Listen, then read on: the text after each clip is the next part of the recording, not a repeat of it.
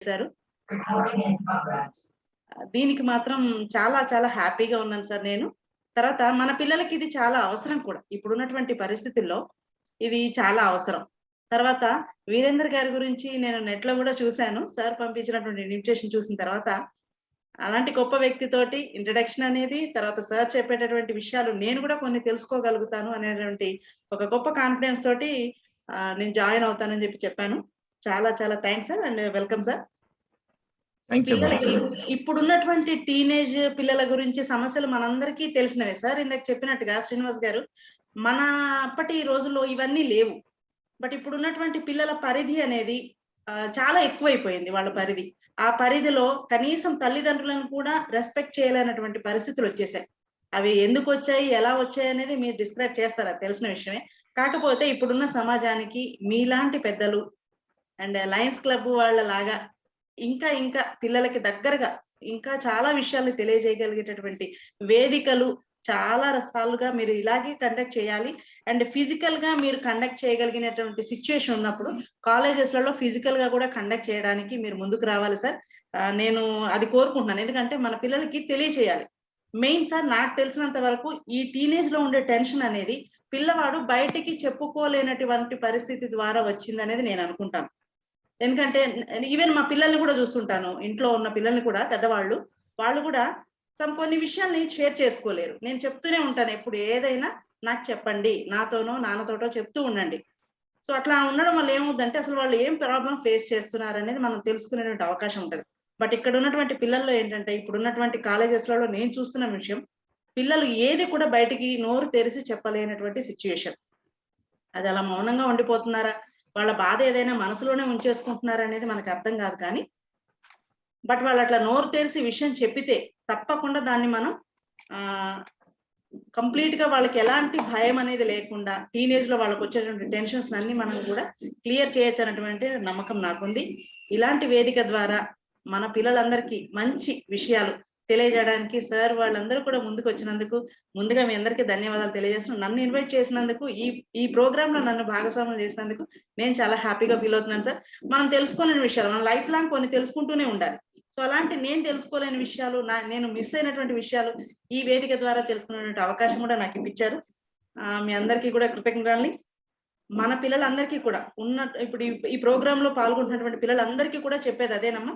మీ మీరు మనసులో ఏమనుకుంటున్నారు? మీరు ఏం ఫేస్ చేస్తున్నారు? ఎలాంటి బాధ ఫేస్ చేస్తున్నారు? ఇంట్లో కానివ్వండి, బయట కానివ్వండి, కాలేజ్‌లో కానివ్వండి, ఏ రకమైనటువంటి సిట్యుయేషన్ అయినా మీకు దగ్గరగా ఎవరు అనిపించినా కూడా తప్పకుండా వాళ్ళతో షేర్ చేసుకోండి. అలాంటి సందర్భంలో మీకు ఏ విధమైనటువంటి బాధ ఉండదు. ఎలాంటి సమస్య మీ దాకా రాదు అనేది నా ఉద్దేశం. సో, దాన్ని మీరు గ్రహించండి. అండ్ ఈ ప్రోగ్రామ్‌ని సక్సెస్ చేయాల్సిందిగా పిల్లలందరికీ కూడా మంచి అంటే నేను టైం వేస్ట్ చేయడం కన్నా సార్ మాట్లాడితే చాలా విలువైనటువంటి విషయాలు మనం తెలుసుకునేటువంటి సందర్భం ఉంటది. సో, అందుకని ఎవ్రీవన్ మళ్ళీ ఒకసారి మీ అందరికీ కూడా కృతజ్ఞతలు తెలియజేస్తున్నాను సార్. సో, విలువైన టైమ్‌ని అండ్ విషయాలని తెలుసుకోవడానికి నేను కూడా మీ అందరితో పాటు ఎదురు చూస్తున్నాను. Thank you one and all. Thank you madam. Thank you అండి. మరి బ్రీఫ్ నోటీస్‌లో మరి మీ కాన్సెంట్ ఇచ్చి మమ్మల్ని ఆశీర్వదించినందుకు థాంక్ యూ. మరి మా చిన్నారులు కాలేజీ పిల్లలందరికీ కూడా మీ ఆశీర్వాదాలు తెలియజేసినందుకు సర్వదా మీ కృతజ్ఞతలు. So now it is time to introduce our guest speaker doctor Veerender గారు.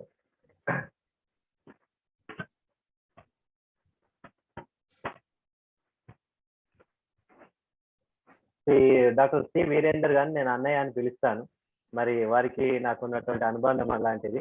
మరి ఒక సైకాలజిస్ట్ గా, ఒక కౌన్సిలర్ గా రాకముందు వారు ఎంఎస్సి ఫిజిక్స్, తర్వాత పిహెచ్డి కూడా చేశారు. మరి వారు నిజానికి ఐఐటి, జేఈ వారి కోచింగ్ కూడా చాలా రోజుల పాటుగా ఇచ్చారు. ఆ తర్వాత ఈ పని ఎవరైనా చేయగలుగుతారు, అంతకన్నా మంచి గొప్ప పని ఏదైనా ఉంది అనే ఆలోచన చేసి వారు ఏం చేశారంటే, చాలా మంది విద్యార్థులు, చాలా మంది యువత నిర్వీర్యం అయిపోతుంది కనుక వారిని చైతన్యవంతం చేయడానికి కోసం తన ఒక కౌన్సిలర్ గా రూపాంతరం చెంది మరి ఒక 20 సంవత్సరాలకు పైగా వారు ఒక కౌన్సిలర్ గా, ఒక సైకాలజిస్ట్ గా ఎన్నో వేదికలను తయారు చేసి ఎంతో మంది మాలాంటి యువతను కూడాను వారి బాటల్లో నడిపించేటువంటి ప్రయత్నం వాళ్ళు చేశారు. మరి వీరేందర్ చెన్నోజు గారు ప్రముఖ సైకాలజిస్ట్. వారు కాకతీయ యూనివర్సిటీ నుంచి ఎంఎస్సి సైకాలజీ చేశారు. PG diploma in psychological PG in psychological counseling from IPMS Mumbai నుంచి మరి మరొక పోస్ట్ గ్రాడ్యుయేషన్ చేశారు. అలాగే PG diploma in counselling guidance చేశారు. చిన్నాక మీకు చెప్పినట్టుగా ఫిజిక్స్ లో డాక్టరేట్ కూడా చేశారు. మరి వారికి ఉన్నటువంటి 3 ముఖ్యమైనటువంటి మనం తీసుకుంటే 20 సంవత్సరాల వారి ప్రస్థానంలో ఒక లెక్చరర్ గా, తర్వాత కౌన్సిలర్ గా, ఇక్కడితోనే స్థిరపడిపోకుండా మరొక మంచి రైటర్ గా ఎన్నో పుస్తకాలు కూడా వారు రాశారు. అలాగే ఎంతో మందికి ట్రైనింగ్ కూడా ఇచ్చారు. ఇప్పుడు కౌన్సిలర్స్ గా ఎదగాలనుకున్నటువంటి వాళ్ళకు, PG అయిపోయిన వాళ్ళకు కూడాను కౌన్సిలింగ్ స్కిల్స్ కూడా వాళ్ళు నేర్పిస్తా ఉన్నారు. అంటే ఉద్దేశం ఏంటంటే బ్రాడ్ గా ఇక్కడ మన యువత అనేటువంటి వాళ్ళు నిర్వీర్యపడకుండా సరైన చైతన్యాన్ని ఇచ్చి వారిని సరైనటువంటి మార్గంలో నడిపించడానికి ఎంత సేవ చేసినా తక్కువనే అనేటువంటి ఒక అపారమైనటువంటి ప్యాషన్ తో వారు ముందుకెళ్తా ఉన్నారు. మరి ఆ ప్యాషన్ ఉండడం అనేటువంటిది 10 మందికి పనికి వచ్చేటువంటి మంచి గొప్ప కార్యక్రమం ఏది చేసినా మంచి సపోర్ట్ ప్రజల నుంచి వస్తుందని మనందరికీ తెలుసు. కనుకనే అనతి కాలంలోనే వారు చాలా పాపులర్ సైకాలజిస్ట్ గా వారు ప్రఖ్యాతి చెందారు. అంటే ఆ ప్రఖ్యాతి కేవలం ఒక రోజులో వచ్చింది కాదు, నిరంతరమైనటువంటి శ్రమ. ప్రతి నిత్యం ఏదో ఒక కొత్త ప్రోగ్రామ్ డిజైన్ చేయడం, ఏదో ఒక ఇంజనీరింగ్ కాలేజ్కి వెళ్ళడం, ఏదో ఒక డిగ్రీ కాలేజ్కి వెళ్ళడం, ఒక స్కూల్కి వెళ్ళడం, అట్లా ఎంతో మంది 1000 మంది విద్యార్థులు వారు చైతన్యవంతం చేశారు. ఇప్పటి వరకు వారు దాదాపుగా 3 లక్షల మంది విద్యార్థులను వాళ్ళు టచ్ చేశారు. అలాగే 50,000 మంది టీచర్స్ ను అక్రాస్ ఇండియా వారు ట్రైన్ చేయగలిగారు. అలాగే 30,000 మంది పేరెంట్స్ కూడా కౌన్సిలింగ్ చేయాలి. ఎందుకంటే విద్యార్థులను చూసేటువంటిది ఎక్కువ సమయం కేటాయించేది పేరెంట్స్ దగ్గర కనుక పేరెంట్స్ కూడా కౌన్సిలింగ్ ఇచ్చారు. అలాగే 20,000కు పైగా ప్రొఫెషనల్స్ ను వారు ప్రిపేర్ చేశారు. ఇదే కాకుండా మనం స్పోర్ట్స్ ఫ్యాకల్టీలో మనం చాలా తక్కువగా ఉన్నాం, ప్రపంచంలో పోటీతత్వంలో తక్కువ ఉన్న ఉద్దేశంతో వారు స్పోర్ట్స్ సైకాలజీ పైన కూడా వర్క్ చేస్తూ ఉన్నారు. మరొక మంచి స్పోర్ట్స్ సైకాలజిస్ట్ గా ఎదగగలిగారు. వారు Commonwealth health Yogi Vemana university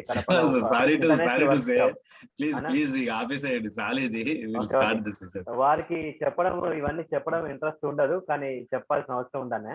so ఈ కాన్ఫరెన్సెస్ లో ఎన్నో కాన్ఫరెన్స్లలో పార్టిసిపేట్ చేశారు, పేపర్ ప్రజెంటేషన్ చేశారు. మరి ఇండియానే కాకుండా బ్యాంకాక్, థాయిలాండ్ ఇట్లాంటి దేశాలలో కూడా వారు వెళ్ళి వారి యొక్క ఉపన్యాసాలు ఇచ్చారు. అలాగే మీరు ఇంటర్నెట్ వెళ్ళి చూస్తే మీరు ఎన్నో టీవీ ఛానల్స్ లో వారి యొక్క ఇంటర్వ్యూస్ ఉన్నాయి.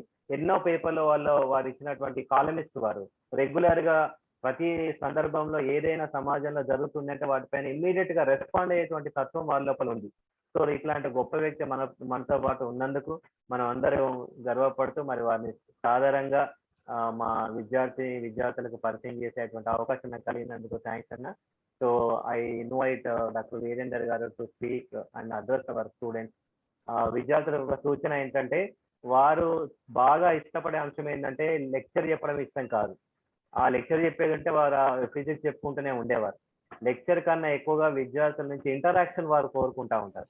కనుక ఇక్కడ మేడం గారు ఉన్నారు, మా పై ఆఫీసర్ అని ఆయన భయపడాల్సిన పని లేదు. అలాగే మా ప్రిన్సిపల్ గారు ఉన్నారని భయపడాల్సిన పని లేదు.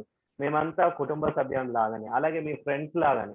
ఇప్పుడు ఈ 2 గంటన్నర సేపు మేము ఎవరము కూడాను మీ యొక్క క్షేమాన్ని కోరుకుని మీ సహచరులాగా ఉన్నట్టుగా భావించుకొని మీ మనసులో ఉన్నటువంటి ఆలోచనలన్నిటినీ మీరు మాట్లాడాలి. మీరు మాట్లాడి మీ సమస్యలన్నింటినీ చెప్పినప్పుడు వారు నిజంగా సంతృప్తి పడతారు. వారికి మనం ఇచ్చేది ఏం లేదు, వారు ఫ్రీగానే మనకి సర్వీసెస్ మనకి ఇస్తా ఉన్నారు. మరి వారు ఎప్పుడు హ్యాపీగా ఫీల్ అవుతారు? మన యొక్క ఇంటరాక్షన్ బాగా ఉండి మన సమస్యలన్నింటినీ సాల్వ్ సమాధానాలు ఇవ్వగలిగితే వారు చాలా ఆనందంగా ఉంటుంది. So I request all the young boys and girls to respond properly whenever it is asked for. Okay, so with these few words, welcome you sir, and it is open to you. Thank you Srinivas, thank you very much for making part of this fantastic program. Let me appreciate Bindu madam for giving the inaugural words, and I welcome all the students of Inter from various colleges.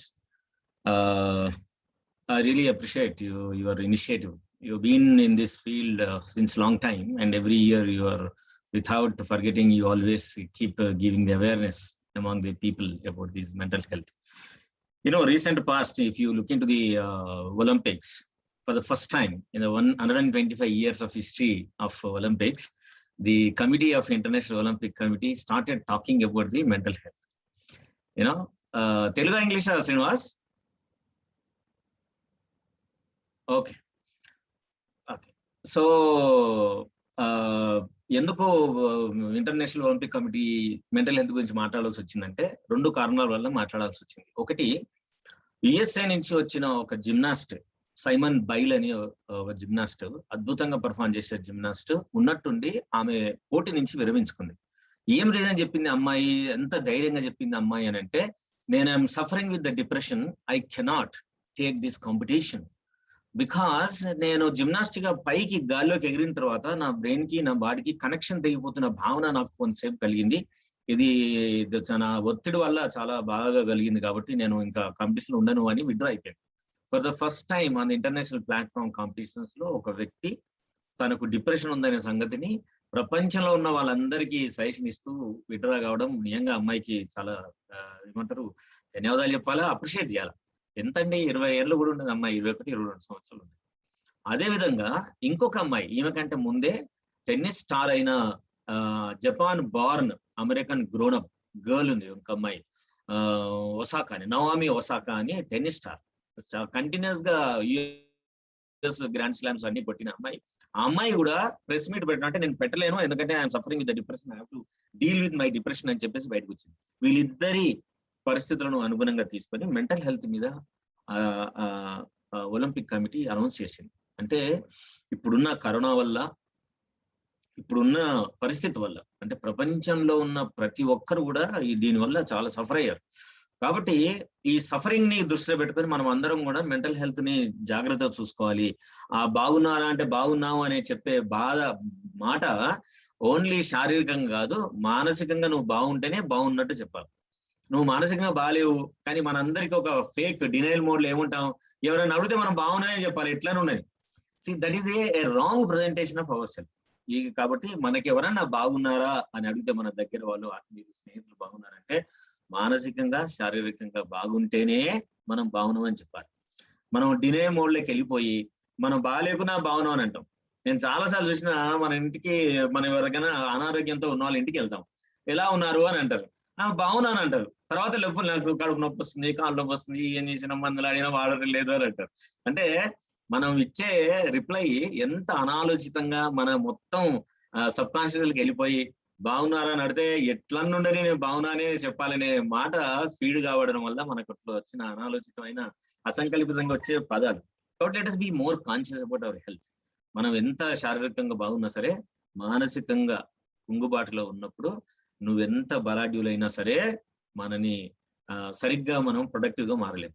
దానికి ఒక 2-3 example చెప్తా. Last before ఇయరే coffee day మీ అందరికి తెలిసి ఉంటది. Coffee day owner Siddharth అని అతను 6,000 కోట్ల డబ్బుకి అధిపతి అని 2,000 కాఫీ డే సెంటర్లు ప్రపంచవ్యాప్తంగా ఓపెన్ చేసి స్టార్ బక్స్ అని ఒక యుఎస్ఏ కంపెనీకి ధీటుగా నిలబడి ఒక ఇండియన్ కంపెనీ నిలబెట్టిన గనుడు ఆయన.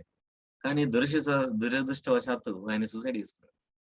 ఎందుకు చేసుకుంటారు సూసైడ్ చేసుకోవడంలో ప్రధాన కారణం ఏంటంటే person experiences major depression disorder, MDD అంటాం, మామూలుగా డిప్రెషన్ అంటాం.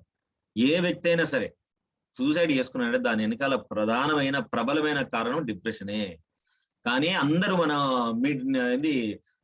టీవీలో మాట్లాడే వాళ్ళు, చాలా చాలా ఉన్నతంగా ఉన్న వాళ్ళందరూ కూడా మనకు సందేశాలు ఇస్తా ఉంటారు. క్షణికావేశంలో సూసైడ్ చేసుకుంటారు, క్షణికావేశంలో సూసైడ్ చేసుకుంటారు. క్షణికావేశంలో సూసైడ్ చేసుకునే వాళ్ళు ప్రపంచం మొత్తంలో 0.01%. సూసైడ్ చేసుకునే వాళ్ళు చాలా పగడబందిగా ప్లాన్ గా ఒక ప్రోగ్రామ్ చేసుకొని దాన్ని వాళ్ళు ఎగ్జిక్యూట్ చేస్తారు. కాబట్టి సూసైడ్ అనేది క్షణికమైన ఆవేశం కాదు, it is a major depressive disorder. అంటే ఏంటి, వాళ్ళు డిప్రెషన్ లో ఉన్నప్పుడు, మానసికంగా కృంగుబాటులో ఉన్నప్పుడు వాళ్ళ ఆలోచనలు వాళ్ళను చనిపో అని మెసేజ్ వస్తూ ఉంటది బ్రెయిన్ లోంచి. మనకు ఆకలి అయితే ఎట్లయితే ఆకలి అవుతుంది, నువ్వు తిను, ఏదైనా తిను అని మన బాడీ ఎట్లయితే మనకు సజెషన్ వస్తుందో, నిద్ర వస్తుంటే నిద్రపో అని సజెషన్ ఎట్లయితే వస్తుందో, అట్లాంటి డిప్రెషన్ ఉన్న వాళ్ళకు నువ్వు చనిపో అని మెసేజ్ వస్తుంది. ఆ మెసేజ్ ఎంత బలంగా ఉంటది అంటే దాన్ని ఓవర్కమ్ చేయలేరు వాళ్ళు. ఎన్నో రకాలైన పద్ధతులతో వాళ్ళు ట్రై చేస్తుంటారు వాళ్ళు, కానీ they cannot really overcome from that, and the thought is totally control them. So అందుకోసం వాళ్ళు చనిపోతారు. ఇది మేజర్ గా డిప్రెషన్ సంబంధించి, సూసైడ్ సంబంధించిన విషయం. అయితే మనం ఈ రోజున మాట్లాడుకోవాల్సిన అంశాలు ఏంటంటే, నేను మొదలుపెట్టి 10 to 7 అయింది కాబట్టి నేను 7:40 వరకు నేను మాట్లాడి ఒక 20 minutes will have a discussion. కాబట్టి నేను అందరినీ కోరుకునేది ఏంటంటే, మీరు దయచేసి మీ ప్రశ్నలు మీకు ఆల్రెడీ ఎప్పటి నుంచో ఉంటే చాట్ బాక్స్ లో రాయండి. లేదు మీరు మాట్లాడదానంటే హోస్ట్ కి సార్కి శ్రీనివాస్ గారికి మెసేజ్ పెట్టండి, వాళ్ళు అన్మ్యూట్ చేస్తారు, అప్పుడు మీరు నాకు మాట్లాడచ్చు. ఇవి మనకు 2 రకాలు. కానీ తప్పకుండా మీరు ప్రశ్నలు అడగాలని కోరుకుంటున్నాను. నేను చెప్పడం కంటే ఎక్కువ మీరు ప్రశ్నలు అడగడం వల్లనే మనం ఎక్కువ మందికి ఎక్కువ సందేహాలని మనం రీచ్ కావడానికి ఎక్కువ అవకాశం ఉంటుందని నా ఉద్దేశం. ఇంతకుముందు శ్రీనివాస్ గారు కూడా అదే చెప్పారు. నేను ఎక్కడ ఇప్పుడు ఎన్ని విదేశాల్లో వెళ్ళినా సరే నాకు గంట సేపు టైం ఇచ్చినా, హాఫ్ అన్ అవర్ టైం ఇచ్చినా నేను 20 నిమిషాలు మాట్లాడతా, గ్యారంటీ 10 నిమిషాలు వాళ్ళ నుంచి ప్రశ్నలు తీసుకుంటాను. ఎందుకంటే ఒక ప్రశ్న మీ దగ్గర నుంచి వస్తే అదే ప్రశ్న 90 to 80% of the people will have the same question. So answer direct గా మనం అందరికీ చేరడానికి ఎక్కువ అవకాశం ఉంటుంది కాబట్టి ఆ పద్ధతి నేను పాటిస్తాను. సో ఇప్పుడు మనం ఫస్ట్ మొదటగా ఈ పాండమిక్ లో మానసిక స్థితి ఎట్లా ఉంటుందో ఒక చిన్న గ్రాఫ్ తోటి చెప్పి then I will go to the teenage temptations, అంటే ఈ ప్రేమలు, స్నేహాలు, వాటి గురించి మనం మాట్లాడుకుందాం.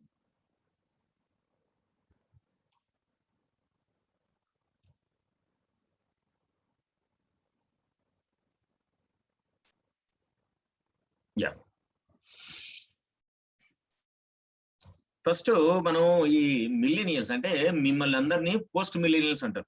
1995 నుంచి 2000 లోపు పుట్టే వాళ్ళందరినేమో మిలీనియల్స్ అంటాం. 2000 తర్వాత పుట్టే వాళ్ళందరినీ కూడా పోస్ట్ మిలీనియల్స్ అంటాం. ఈ మిలీనియల్స్, పోస్ట్ మిలీనియల్స్ కి ఒక గమ్మతైన లక్షణాలు ఉన్నాయి. ఏం లక్షణాలు ఉంటాయి అవి అని అంటే, nurtured and pampered by parents who did not want to make mistakes of the previous generation. అంటే చాలా మంది తల్లిదండ్రులు, ఇప్పుడున్న జనరేషన్ తల్లిదండ్రులు ఏమనుకుంటారంటే, మేము చాలా కష్టపడి పైకి వచ్చాము, ఈ కష్టాలు ఏవైతే ఉన్నాయో మా పిల్లలు పడకూడదు అనే వాళ్ళకు పిల్లలు వీళ్ళు. కాబట్టి దాంతో ఏం చేస్తారు, వాళ్ళను బుక్ షాప్ కు పంపించరు, పోస్ట్ ఆఫీస్ పంపించరు, బ్యాంకు పంపించరు, దేనికి పంపించకుండా వాళ్ళకి ఏది అవసరమైనా సరే క్షణాల్లో ఎస్ బాస్ అన్నట్టు వాళ్ళ పిల్లలకు అన్ని అమర్చి పెడతా ఉంటారు. సో ఈ వీళ్ళందరికీ ఉన్న ఇంకొక మంచి లక్షణం ఏంటంటే, they are some of them are very confident, very ambitious and achievement oriented కూడా. అంటే వాళ్ళకు చదువులోకి బాగా చదువుకొని బాగా సాధించాలనే ఆలోచన నుంచి తప్ప ఇంకా వాళ్ళకు సమాజంతో కానీ కుటుంబంతో కానీ ఏ రకమైన సంబంధాలు లేకుండా పిల్లల్ని తల్లిదండ్రులు పెంచుతున్నారు అనమాట. సో వాళ్ళు ఎక్కడైనా ఉద్యోగాలు చేరినా సరే ఉద్యోగస్తుడు ఎట్లుండాలని వదిలేసి ఉద్యోగం ఇచ్చేవాడు ఎట్లుండాలనేది కూడా వీళ్ళు డిసైడ్ చేస్తారు. నువ్వు అట్లుండకూడదు, నాకు ఇది కావాలా, నాకు రోజు క్యాబ్ లో డ్రాప్ చేయాలా, నువ్వు నాకు టీ అరేంజ్ చేయాలా, నాకు బిస్కెట్ పెట్టాలా, ఇవన్నీ మాట్లాడుతూ ఉంటారు. కాబట్టి ఇవన్నీ కూడా ఈ మిలియన్స్ చేసే, పోస్ట్ మిలియన్స్ చేసే ఆలోచన. వీళ్ళకి సంబంధించి ఇంకొన్ని విషయాలు ఏమిటి, వాళ్ళు ఎక్కడ పోయినా సరే వైఫై ఉందా లేదా అని చూస్తారు. మీరు ఎయిర్పోర్ట్ లో పోండి, బస్ స్టాండ్ లకు పోనియండి, మన రైల్వే స్టేషన్లకు వెళ్ళండి, పెళ్లికి పోనియండి, ఫస్ట్ వాళ్ళు ఎంటర్ కాగానే అడిగే క్వశ్చన్ ఏంటంటే వైఫై ఉందా, దాని పాస్వర్డ్ ఏంటి అని ముందు అది తీసుకొని పాస్వర్డ్ పెట్టిన తర్వాతనే మిగతా పనులని చేస్తారు. సో వాళ్ళు ఎక్కడికైనా పోవాలంటే కూడా అమ్మో అక్కడ పోతే వైఫై ఉండదు, ఏముండదు, డేటా కొంతసేపు పనిచేస్తాయి దానని చాలా మంది తల్లిదండ్రులకు పిల్లలు చెప్తారు. అండ్ కొంతమందికి 40% ఆఫ్ ద పిల్లలకి ఏముంటుంది అంటే, ఏమో నేను డెవలప్ గానేమో, ఆపర్చునిటీస్ ఉంటాయో లేవు, రావేమో అనుకుంటారు. 32% ఏమో they never realize their goals పెట్టుకుంటారు కానీ వాళ్ళు రియలైజ్ కాలేరు, అక్కడ దాకా చేరలేరు. ఎందుకు? There various reasons. వాళ్ళ అంబిషన్ బలంగా ఉండకపోవడం, అంత కష్టపడాల్సిన అవసరం లేదని నమ్మడం, నిజంగా చేయాల్సిన ఎఫర్ట్ పెట్టలేకపోవడం, ఎప్పుడు ఎంటర్టైన్మెంట్ మోడ్ లోనే జీవించాల్సి రావడం, ఇవన్నీ కూడా వాళ్ళను ఇబ్బంది పెట్టిన అంశాలు. ఇప్పుడు కబ్లర్ రాస్ అనే ఒక గ్రేట్ సైకాలజిస్ట్, లేడీ సైకాలజిస్ట్ ఏం చేస్తుందంటే, ఆవిడ చాలా రోజుల క్రితం, అంటే ఒక మనిషి తన జీవితంలో వచ్చే గ్రీఫ్, బాధను, కష్టాన్ని, ఒక ఛాలెంజ్ ని ఏ రకంగా ఎదుర్కొంటారు అని ఆయన ఒక డాబ్డా ప్రిన్సిపల్ చెప్పింది. ఏంటి అంటే, ఫస్ట్ డినయల్ లో ఉంటారు, తర్వాత యాంగర్ వస్తుంది, తర్వాత బార్గెనింగ్ వస్తుంది, తర్వాత డిప్రెషన్ ఉంటుంది, తర్వాత యాక్సెప్టెన్స్ ఉంటుంది. ఇది బేసిక్ గ్రీఫ్ గురించి చెప్పింది. సో ఇప్పుడు మనకు వచ్చిన కరోనా పాండమిక్ ఎట్లా మనని అతలకుతలం చేసింది అని అంటే, భారతదేశంలోనే అత్యంత ఉన్నతమైన స్థానంలో ఉన్న మన ప్రైమ్ మినిస్టర్ కానీ, మన ప్రిన్సిపల్ సెక్రటరీస్ కానివ్వండి, హెల్త్ డిపార్ట్మెంట్ మినిస్టర్ కానీ, వాళ్ళందరూ ఏమన్నారు, 2020 జనవరిలోనే ఐడెంటిఫై అయింది వేరే దేశాల్లో, కానీ అది మనకు చేరింది అయినా సరే మార్చి 20 తారీఖు వరకు, అంటే 15, 16, 17, 18 తారీఖు వరకు కూడా ఏం చెప్తూ వస్తున్నారంటే మనకు కరోనా రాదు, ఎందుకంటే మనం చాలా ఇమ్యూనిటీతో ఉన్న భోజనం చేస్తున్నాము, మన కిచెన్ చాలా స్ట్రాంగ్, వేరే దేశాల్లో ఉన్న కిచెన్ కు మన కిచెన్ కి చాలా తేడా ఉంది, మనం యాలకులు వాడతాము, మన లవంగాలు వాడతాము, మనం ఇది వాడతాం అది వాడతాం అని చెప్పి they're all under denial mode. Then తర్వాత ఏమైంది, మనకు కరోనా మన దేశంలోకి వచ్చింది. రాగానే ఏం చేశారు, వెంటనే లాక్డౌన్ పెట్టేశారు. డినైల్ మోడ్ నుంచి రియాలిటీ మోడ్ లోకి వచ్చింది. రాగానే ఏమైంది, మనందరికీ కొన్ని రోజులు బాగానే ఉంది. తర్వాత ఏమైంది, కోపం వచ్చింది. అరే వీడు ఎన్ని రోజులు పెడతాడు, చేయకుండా ఇట్టే చేస్తాడా, ఇట్లే నా చేసేది, ప్రభుత్వం ఇంతమంది ఉన్నారు, ఇన్ని లక్షల మంది, ఇన్ని కోట్ల మంది సఫర్ అవుతున్నారు, వేల మంది మినిస్టర్లు ఉన్నారు, ఎమ్మెల్యేలు ఉన్నారు, ఎంపీలు ఉన్నారు, వీళ్ళు ఏం చూడకుండా ఇట్లా సడన్ లాక్డౌన్ చేస్తే మన జీవనభృతి ఎట్లా, మనం ఎట్లా డబ్బు సంపాదించుకుంటాం, ఉన్న డబ్బు అయిపోతే మనం ఎవరు మనకు భోజనం పెట్టేది అని ఇట్లాంటి అన్నింటితోటి మనం ప్రభుత్వాల మీద ప్రజల మీద చాలా కోపాన్ని ప్రదర్శించాం. తర్వాత ఏమైంది, అర్థమైపోయింది సీన్. ఏం సీన్ అర్థమైంది, ఇది మహమ్మారి ప్రపంచమంతా ఉంది, ఎవరైనా ఏం చేయడానికి ఏం లేదు, ఏం చేస్తాం, ఉన్నదాంతో ఏదో చేసుకోవాలని చెప్పి చాలా మంది ప్రజలు వచ్చి డబ్బు లేని వాళ్ళకి డబ్బులు ఇవ్వడం, అన్నం లేని వాళ్ళకు బియ్యం ఇవ్వడం, ఒకరినొకరు సాయం చేసుకోవడాలు, ఇవన్నీ మొదలైంది. ఏదో నెల రోజులు ఉంటుందని పోతే అది 2 నెలలకు వచ్చింది, 2 నెలలు లాక్డౌన్ అయింది. ఆ తర్వాత కూడా కొన్ని ఛాన్సెస్ తోటి మనకి వదిలేసి పని చేసుకోవడం మొదలు పెట్టారు. తర్వాత మళ్ళీ ఒక 3-4 నెలలు కాగానే మళ్ళీ లాక్డౌన్ వచ్చేసింది. ఇదంతా అవి చూసి చాలా మంది డిప్రెషన్కి వెళ్ళారు. ఈ సెకండ్ టైం వచ్చిన లాక్డౌన్ కానీ కరోనా వేవ్ లో కానీ ప్రతి ఇంటికి దాదాపు ఒక్క వ్యక్తి అయినా కానీ వాళ్ళ కుటుంబంలో చనిపోయారు. దాంతో ఏమవుతుందండి, విపరీతమైన బాధ. మన ఆత్మీయులు చనిపోవడం ఒకటైతే, మన దగ్గర డబ్బులన్నీ గల్లంత కావడం రెండోది అయితే, మనకున్న ఉద్యోగాలు పోవడం, ఉన్న వాళ్ళకు శాలరీలు కట్ కావడం, అనారోగ్యం పాలు కావడం, ఎటు పోవాలనో తెలియదు, ఎవరు డబ్బిస్తారో తెలియదు. ఈ సతమతమైన ఆలోచనలతోటి మనం అందరం ఒకే ఇంట్లో ఉండి మన అందరికీ డిప్రెషన్ వస్తుంది. ఉట్టిటికనే కోపాలు రావడం, ఉట్టిటికనే అరుచుకోవడాలు, ఒకరి మీద ఒకరికి అపనమ్మకాలు రావడాలు, ఇవన్నీ జరిగాయి. తర్వాత మెల్లగా ఏమైంది, ఇక ఇది మన వదిలేటట్టు లేదు, ఇక మనం దీన్ని ఎన్నో పరిస్థితులు మనం యాక్సెప్ట్ చేయాల్సిందే అని చెప్పి అటు ప్రభుత్వాలు ఇటు ప్రజలు చివరికి కొన్ని సజెషన్స్ ఏంటి, మీరు SMS పాటించండి, శానిటైజ్ చేసుకోండి, ముఖానికి మాస్క్ పెట్టుకోండి, దూరం మెయింటైన్ చేయండి, ఇవి మొదలుపెట్టి ఆఖరికి మనం అందరం కరోనాను యాక్సెప్ట్ చేసి మనం మన జీవితాన్ని ఇట్లా కొనసాగిస్తున్నాం. ఇది ఒక గ్రీఫ్ జరిగిన పరిస్థితి లోపల మనుషులు ఇలాగనే రెస్పాండ్ అవుతారు. కాబట్టి ముందు మనకు అర్థం కావాలి, మన జీవితంలో సడన్ గా ఒక ప్రమాదం జరిగింది, ఒక యాక్సిడెంట్ అయింది, అప్పుడు కూడా ఇదే ఫాలో అవుతాం మనం. Denial, anger, bargaining, depression, acceptance. అనుకోకుండా మనము ఒక లవ్ బ్రేకప్ అయింది, బెస్ట్ ఫ్రెండ్ బ్రేకప్ అయ్యాడు, మనం ఇదే ఫేజ్ లోంచి వెళ్తాం మనం. Denial, anger, bargaining, depression, acceptance. This is how our emotional systems keep on going on. ఎందుకు మారుతుంది అని అంటే, ఫస్ట్ మనకు డినయల్, యాంగర్ మోడ్ వచ్చేసరికి ఇన్ఫర్మేషన్ అండ్ కమ్యూనికేషన్ స్టార్ట్ అవుతుంది. దెన్ బార్గెనింగ్ స్టేజ్ ఎందుకు వస్తాం మనం అంటే, we have to struggle to exist. So దానికోసం ఏమొస్తుంది, మన చుట్టుపక్కలలో మిత్రులు, కుటుంబ సభ్యులు ఎవరో కొంత ఎమోషనల్ సపోర్ట్ ఇవ్వడానికి వస్తారు. ఆ తర్వాత ఏంటి, స్లోగా యాక్సెప్ట్ చేసిన తర్వాత మనకు ఒక డైరెక్షన్ వస్తుంది. ఇట్లాంటి పరిస్థితి లోపల మనం ఎట్లా జీవించాలి, ఏం చేయాలి అనే ఆలోచన మనకు మొదలడం స్టార్ట్ అయిన తర్వాత slowly we try to recoup, recharge, regain and relearn and then we start our life. This is how people will move on into life. మరి కరోనాకి అయితే ఏం చేసాం, యాక్సిడెంట్ వచ్చిన తర్వాత సిమ్టమ్స్ ని గుర్తించి మనం డాక్టర్ దగ్గరికి వెళ్ళడం, మెడిసిన్ తీసుకోవడం స్టార్ట్ చేసాం. తర్వాత ట్రీట్మెంట్ ఎట్లాగూ కంటిన్యూ అవుతుంది. ఇది మన పాండమిక్ వచ్చిన తర్వాత మన మనిషి యొక్క మానసిక స్థితి ఎట్లా వేరీ అవుతుంది అని చెప్పుకోవడానికి most popular psychologist in the world Kubler Ross grief cycle అని అంటాం. సో ఇవన్నీ జరుగుతున్నాయి, బాగుంది. మరి డిప్రెషన్ ఎట్లా గుర్తిస్తాం మనం అంటే, డిప్రెషన్ మనం గుర్తించే పరిస్థితి ఎట్లా ఉంటుందంటే, ఎక్స్ట్రీమ్ బిహేవియర్స్ ఉంటాయి మనకు, దేని మీద ఆసక్తి ఉండదు, చాలా ప్యాసివ్ గా ఉంటాం, ఏ పని చేయాలన్నా తర్వాత చేద్దాంలే, అమ్మ వచ్చి పొద్దున్న లేపుతుంది, పడుకుని లేస్తాలేమ్మా కొంచెం బాగు అని 5 నిమిషాలు 10 నిమిషాలు 5 నిమిషాలతో గంట 2 గంటలు లేస్తాం. మొహం కడుక్కోమన్నా లేట్ చేస్తాం, స్నానం చేయమన్నా లేట్ చేస్తాం, తినడం కూడా అంత ఇష్టం ఉండదు, పడుకోవడం లేట్, రాత్రి నిద్రపోతాం, ఇవన్నీ జరుగుతాం. దానికి ఇంకో ఎక్స్ట్రీమ్ కూడా ఉంది డిప్రెషన్ లో ఐడెంటిఫై చేయడానికి. మన సిమ్టమ్స్ ఏంటి అంటే ఎక్కువ తింటాం, ఎక్కువ మాట్లాడతాం, ఎక్కువ తిరుగుతాం, ఇంట్లో ఉండబుద్ధి కాదు, ఉన్నట్టుండి ఏడుపు వస్తుంది, లేదు అసలే ఎమోషనల్ డిస్కనెక్ట్ అవుతాం, ఇంట్లో చాలా ప్రమాదం జరిగిన ఎమోషనల్ గా చాలా డిస్టర్బ్ అయిపోయిన ఉన్న మనుషులు చనిపోయినా కూడా మనకు దుఃఖం కూడా రాదు, అయితే ఎక్కువ వస్తుంది లేకపోతే దుఃఖం రాదు. ఇవి బేసిక్ గా డిప్రెషన్ సిమ్టమ్. ఇట్లాంటి సిమ్టమ్స్ ఎవరు గమనించేసారి కనుక్కున్నసారి దయచేసి వెంటనే మన శ్రీనివాస్ గారు కూడా చెప్పారు ఏంటంటే we should reach the psychologist. చాలా మంది సైకాలజిస్టులు లాభాపేక్ష ఏం లేకుండా డబ్బులు తీసుకోకుండా కూడా చాలా మంది రీచ్ అవుతే వాళ్ళు they are giving the support system. కాబట్టి వాళ్ళ అట్లాంటి సపోర్ట్ సిస్టమ్స్ కూడా మీరు తీసుకోవచ్చు. సో అట్లాంటి మనం బయటకు వస్తే మానసికంగా మనం దృఢంగా ఉంటే అది మనకు చాలా ప్రోగ్రెసివ్ గా మన జీవితంలో ఎదగడానికి అవకాశం ఉంది. మరి కరోనా మన ఆరోగ్యాన్ని, మన ఆర్థిక స్థితిగతుల్ని, సమాజాన్ని, బంధాలని వీటన్నిటిని ఎఫెక్ట్ చేసింది. మరి రాబోయే కాలం ఎట్లుండబోతుంది? Coming years are about the competition of knowledge, not about the competition knowledge. మనకు నాలెడ్జ్ ఒకటే ఉంటే సరిపోదు, మరి ఏముండాలా? Competition of creativity. రాబోయే కాలంలో ప్రపంచం మొత్తం కూడా ఇప్పటికే చాలా మంది వినుంటారు, ఇంజనీరింగ్ లో అత్యవసర మార్కులు వచ్చిన వాళ్ళకు కూడా మంచి మంచి పొజిషన్లోకి వెళ్ళిపోవడం. ఎందుకంటే వాళ్ళ క్రియేటివిటీ ఉంటుంది. వాళ్ళు రొటీన్ గా బట్టి ఎగ్జామ్ లో రాసి మార్కులు తెచ్చుకోవడానికి వాళ్ళకి ఇష్టం ఉండదు, ఆసక్తి ఉండదు.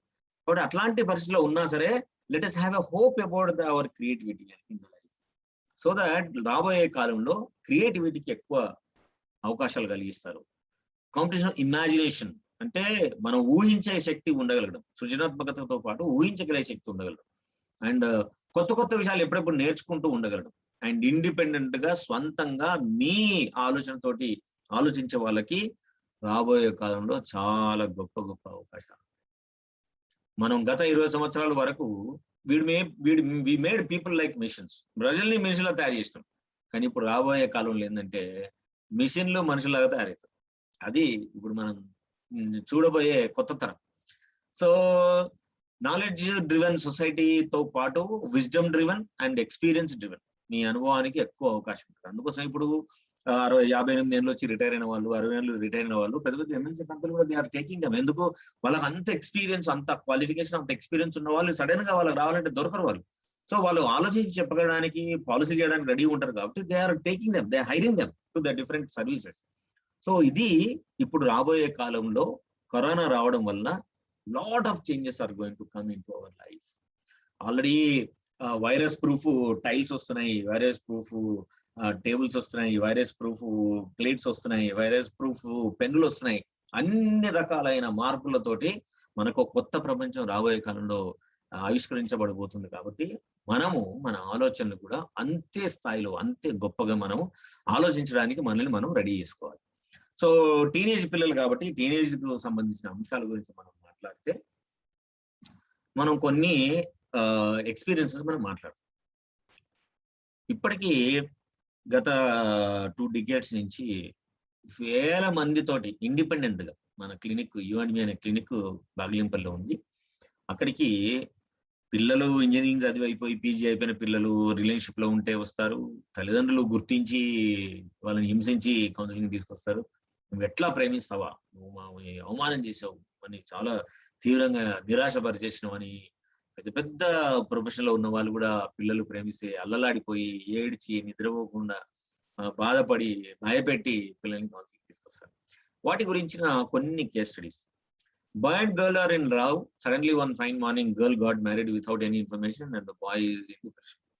ఇది చాలా మంది జరుగుతున్న కేస్ స్టడీస్. ఏంటంటే అమ్మాయి అబ్బాయి ఇంజనీరింగ్ చదివేటప్పుడు, పీజీ చేసేటప్పుడు నిజంగానే కలిసి జీవించే క్రమం లోపల ఒకరంటే ఒకరికి ఆసక్తి జనరేటర్ చేయడం అనేది చాలా సర్వసాధారణమైన విషయం. అట్లే రిలేషన్షిప్ లో ఎంటర్ అవుతారు. ఎప్పుడైతే తల్లిదండ్రులకి అమ్మాయి రిలేషన్షిప్ లో ఉంది అని తెలుస్తారో వెంటనే హౌస్ అరెస్ట్ చేసేస్తారు, లోపల పెట్టేస్తారు. విత్ ఇన్ నో టైం సంబంధాలు కలిపేస్తారు, ఆయన పెళ్లి చేసేస్తారు. పెళ్లి చేయగానే ఈ సంగతి అబ్బాయికి తెలియదు. ఎవరో ఒకరు చెప్తారు, తెలుసా మీ గర్ల్ ఫ్రెండ్ కి పెళ్లి అయిపోయింది. వెంటనే పిల్లవాడికి ఎవరిని కలవాలని తెలియదు, ఎక్కడికి పోవాలని తెలియదు, ఏం జరిగిందో తెలియదు. Then that fellow become totally, ఆయన డ్రీమ్స్ అన్ని బ్రేక్ అయిపోతాయి. ఒక దగ్గరే ఇంట్లో కూర్చొని ఆలోచించి వెళ్ళిపోతుంది డిప్రెషన్. ఇది మేజర్ గా ఎక్కువ సార్లు జరిగే విషయం. ఒకసారి ఒక అమ్మాయి వచ్చింది, ఇక్కడ గ్రూప్స్ చదువుదామని హైదరాబాద్కి వచ్చింది. కానీ ఒక 5-6 నెలలు బాగానే చదివింది. వాళ్ళు చాలా పూర్ పాపం. అమ్మ అక్కడ ఇక్కడ పని చేస్తే ఆమె డబ్బు పంపిస్తే ఆ డబ్బుతో ఈమె చదువుకునేది. అనుకోకుండా ఫోన్ లో ఒక అబ్బాయి కనెక్ట్ అయ్యింది ఫోన్ లో. దెన్ అప్పుడు ఎప్పుడో ఒకసారి 15 రోజులకు ఒకసారి, నెలలో ఒకసారి ఈ అబ్బాయి ఫోన్ చేయడం, లేదు ఈ అమ్మాయి ఫోన్ చేసి ఇట్లా చదువుతున్నాను అని చెప్తే అబ్బాయి ఇట్లా చదువు అటు చేయడం, గైడెన్స్ చేయడం, ఇవన్నీ జరిగి కొన్ని రోజుల తర్వాత ఏమైందంటే రోజు మాట్లాడుకుంటే గానీ తీరలేని పరిస్థితి వచ్చింది. దెన్ అమ్మాయికి తెలుసు నేను ఇట్లా ఉండకూడదు, ఉంటే మా అమ్మ నా మీద పెట్టిన ఆశలన్నీ పోతాయి, డబ్బు వేస్ట్ అవుతుంది చేస్తుందని. కానీ అమ్మాయి ఉండలేకుండా పోతుంది. అందుకోసమని అమ్మాయి కౌన్సిలింగ్ కోసం వచ్చింది. ఇట్లా so lot of horrible case studies కూడా ఉన్నాయి. ఒక అమ్మాయి అబ్బాయితో రిలేషన్షిప్ అయిన తర్వాత అమ్మాయికి ఒక రోజు ఒంట్లో బాగుంటలేదంటే వాళ్ళ అమ్మ నాన్న వచ్చి హాస్పిటల్కి తీసుకెళ్ళి చూపిస్తే అమ్మాయి చూసి పరీక్షించిన డాక్టరు ఈ అమ్మాయి ప్రెగ్నెంట్ ఉందని చెప్పారు. వాళ్ళు ఫుల్ షాక్. అదేంటి డాక్టర్, ఆమె జస్ట్ చదువుకుంటుంది, ఎంసీఏ చేస్తుంది, ఇక్కడ మీరు అట్లా మాట్లాడతారంటే అవునమ్మా నిజమే, కానీ అమ్మాయి ప్రెగ్నెంట్.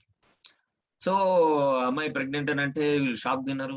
బ్లడ్ టెస్ట్ చేయించి ఆమె చాలా వీక్ ఉందండి, చాలా లైఫ్ డిస్టర్బెన్స్ అవుతుంది అంటే సరే బ్లడ్ ఎగ్గిద్దామని చెప్పి చూస్తే బ్లడ్ టెస్ట్ చేస్తే అమ్మాయికి హెచ్ఐవి వచ్చింది.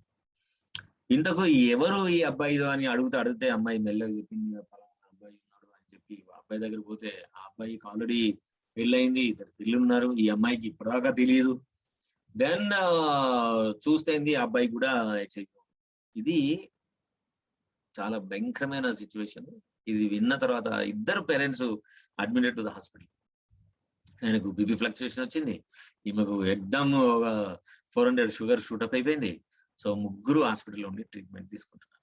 ఇది రీసెంట్ జరిగిన కేస్ స్టడీ.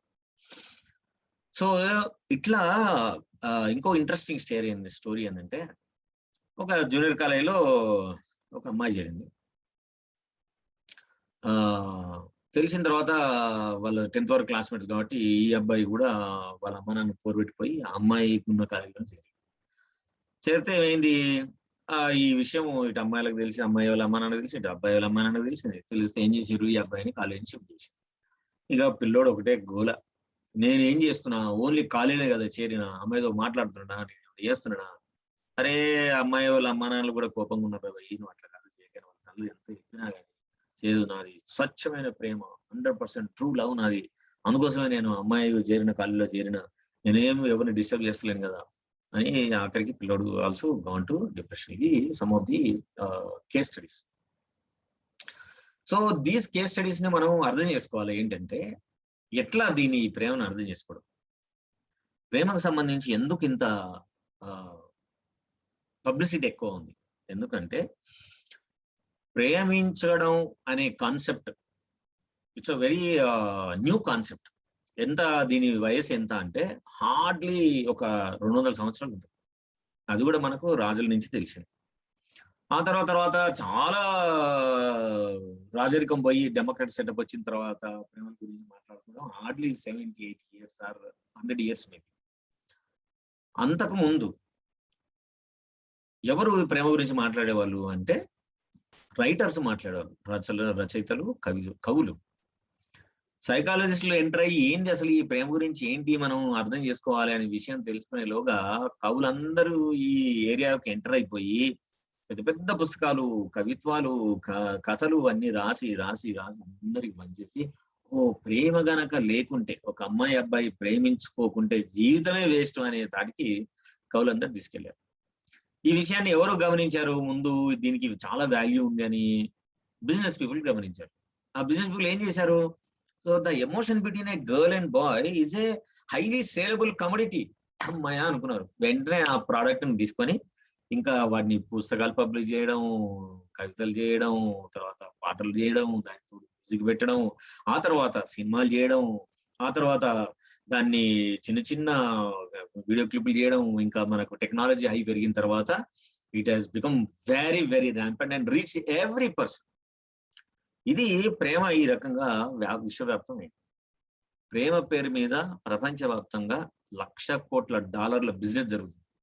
ఎట్లా, సినిమాలు, మ్యూజిక్, పాటలు, స్టోరీస్, నావెల్స్, తర్వాత గ్రీటింగ్ కార్డ్స్, తర్వాత డ్రెస్సెస్, తర్వాత వాలంటైన్ డేస్, తర్వాత ఇంకా ఈ రకరకాలైన మోడ్స్ లోపల ఈ ప్రేమను పబ్లిసిటీ చేసి కూర్చుని పెట్టారు. కాబట్టి ఇప్పుడు అందరి ప్రపంచవ్యాప్తంగా ఉన్న అందరు టీనేజ్ వయసులో ఏముంటే మనసులో ఏముంటుందంటే, నేను తప్పకుండా ఎవరైనా ఒక వ్యక్తిని ప్రేమించాలి, నేను ప్రేమించకుంటే నేను I'm waste, I'm useless, I cannot be considered to be as a millennium student or post millennium student అనే స్థితికి అన్ని ఛానల్స్, ఇంటర్నెట్లు అన్ని కూడా నడుం బిగించి ప్రతి ఒక్క వ్యక్తిని కూడా అట్లా చేయాలని ఆలోచన పెట్టింది.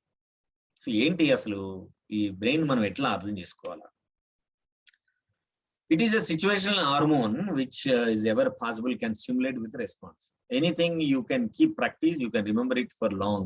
ఎందుకు సినిమాల్లో చూపించినట్టు నిజంగానే ప్రేమిస్తే వాళ్ళ గురించి ఆలోచిస్తామా, నిజంగానే నిద్ర రాదా, నిజంగానే అన్నం తినలేమా, నిజంగానే మనం ఏది చూసినా అదే అనిపిస్తుందా అంటే అనిపించింది అవకాశం ఉంది. ఎందుకు అనిపిస్తుంది అంటే ఇట్స్ ఏ మెమరీ ప్రాసెస్. మనం ఒకటి ఇష్టపడి దాన్ని ఎందుకు గుర్తొస్తుంది అంటే మనం పదే పదే గుర్తు చేసుకుంటా ఉంటాం. గుర్తు చేసుకుంటే ఏమవుతుంది, the communication between one neuron to other neuron taken by the neurotransmitter. So neurotransmitter అనేది 1,00,000 సార్లు కనెక్షన్ చేస్తుంది. ఆ neuron firing takes place, then it forms a path between one neuron to other neuron.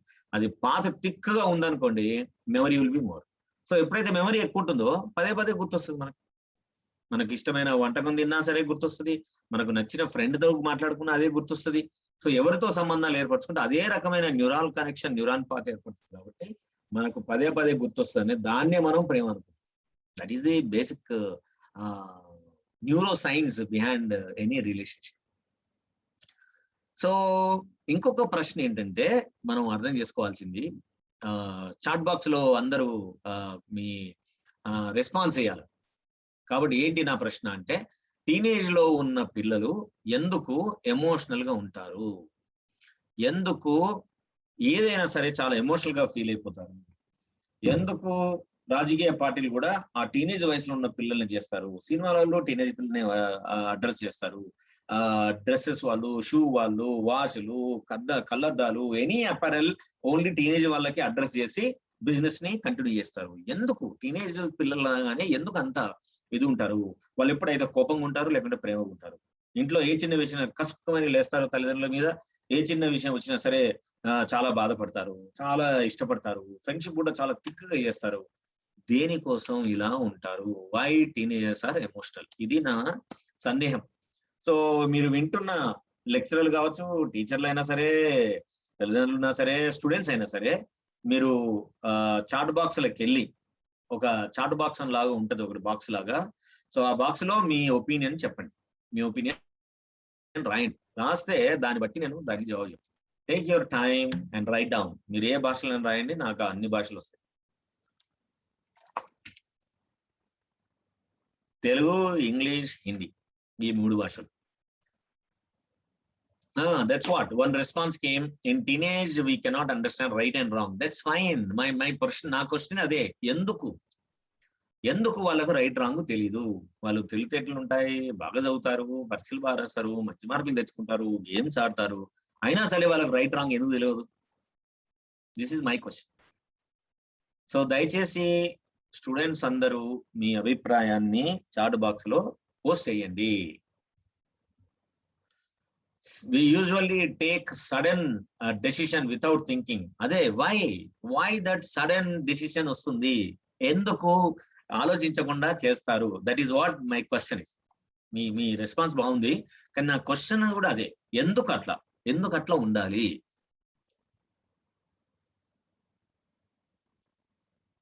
Siddipet పిల్లలందరూ చాలా, జిల్లా నుంచి ఉన్న వాళ్ళందరూ చాలా యాక్టివ్ ఉంటారు.